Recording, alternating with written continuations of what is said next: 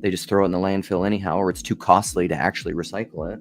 But it makes you feel good about yourself, and then you think you're doing something, but you're not actually doing something. In the same way, if you just affirm the proper propositional ideas about any said given topic, and then you don't act as if, live accordingly to what that means in the world, you're a clanging gong or a banging cymbal.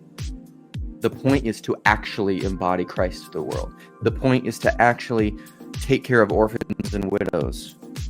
This is true religion, to take care of orphans and widows, to give someone who's thirsty a cup of water, to love your enemies.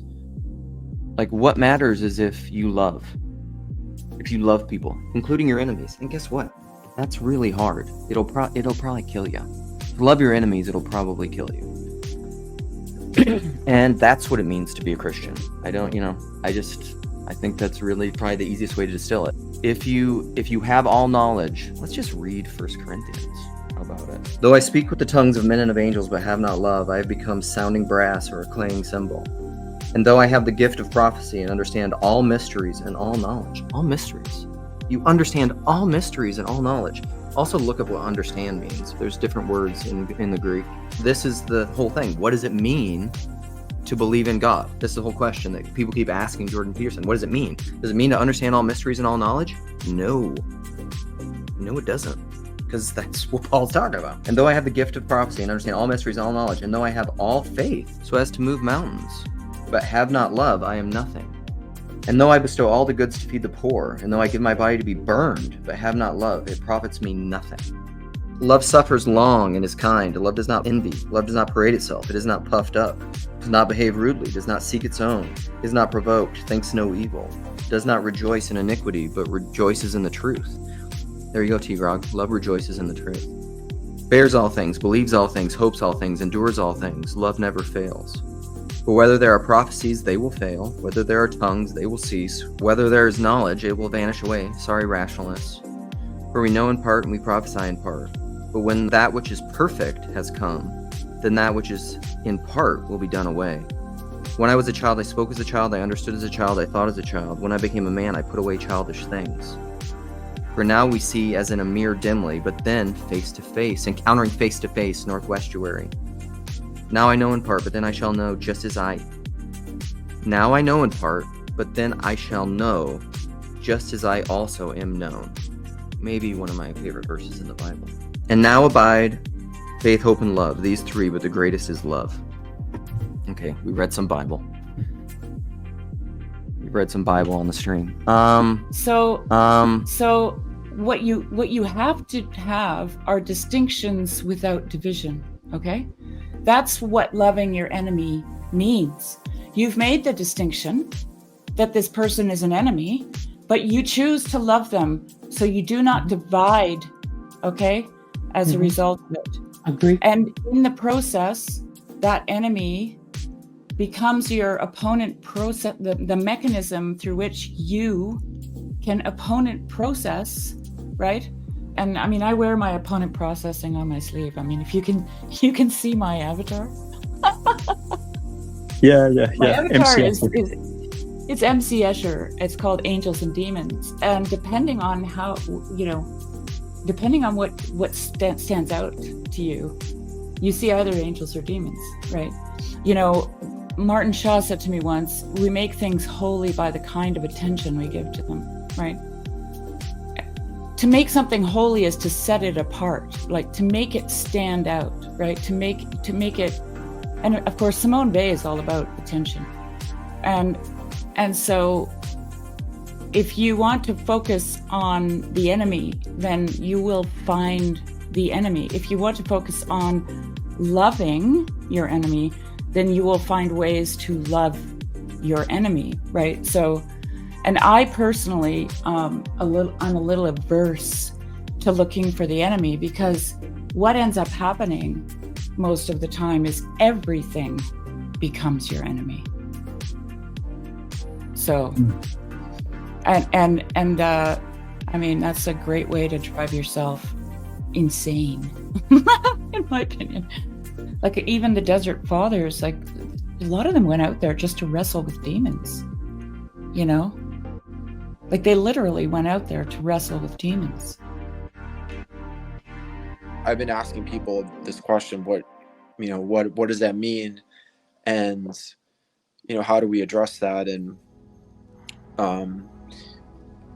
in the context of what we've been talking about, loving your enemy, I'm also very into Rene Girard, and he has like, the scapegoating mechanism, and he's like, one of his big things is like, you don't know, like a good scapegoat is one that you don't know is a scapegoat, and you're just like, yeah, that person's guilty. That's not even a thought in my mind that person could ever be innocent.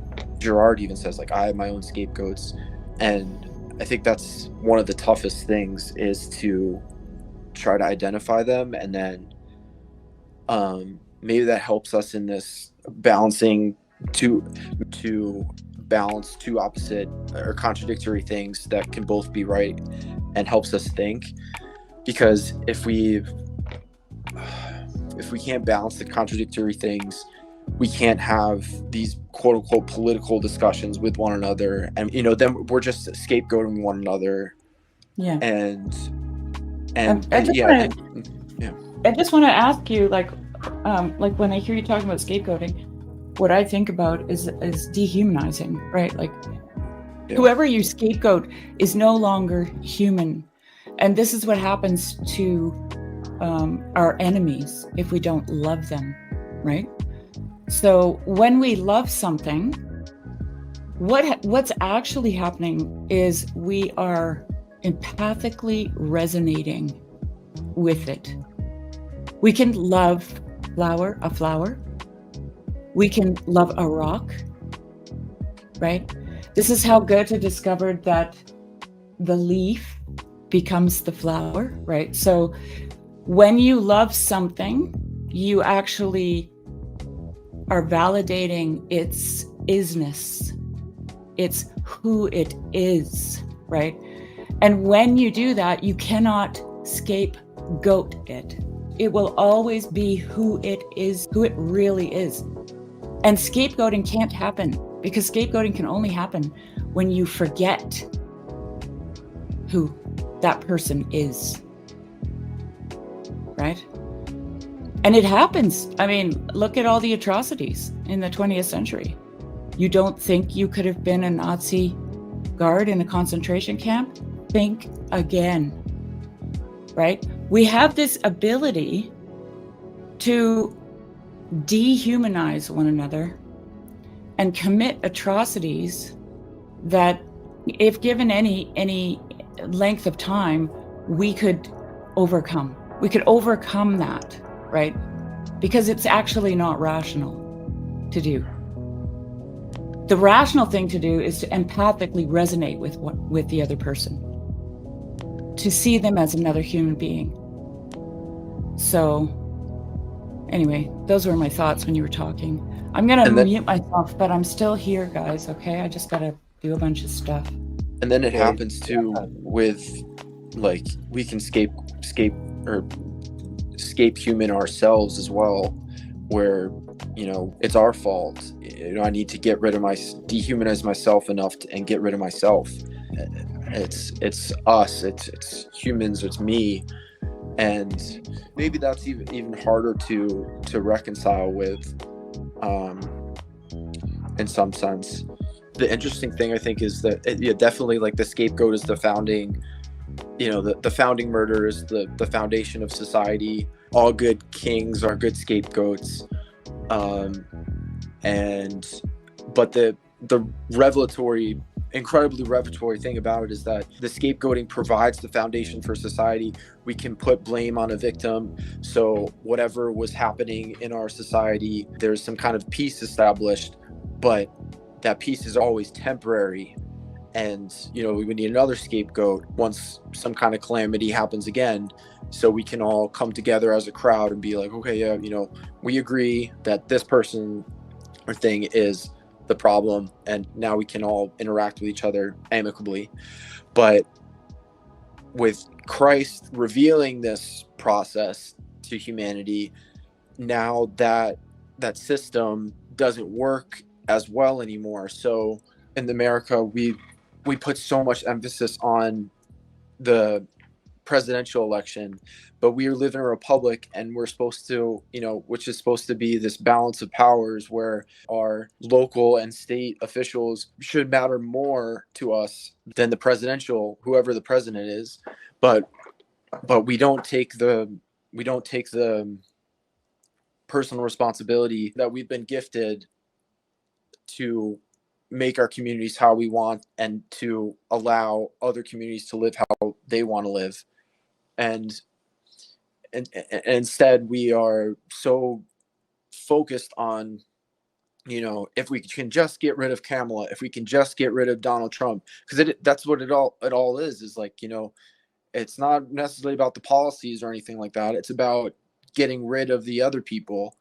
And which is just,